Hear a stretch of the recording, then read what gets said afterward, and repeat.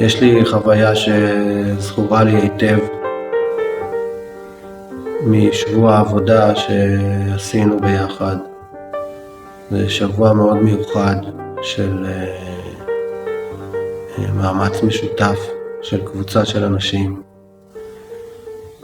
ובתוך השבוע הזה היה הליכה שקטה שעשינו ביחד.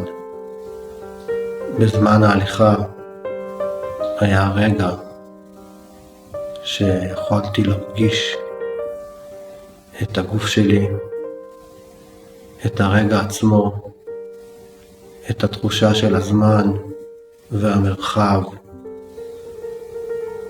הייתי כל כולי בזמן ובמקום. מחוץ לסערות החיים קיים משהו אחר, שצריך להיות המטרה והאידיאל של כל אדם המסוגל פחות או יותר לחשוב, ושרק דבר אחר זה יכול לעשות את האדם מאושר באמת ולתת לו ערכים ממשיים.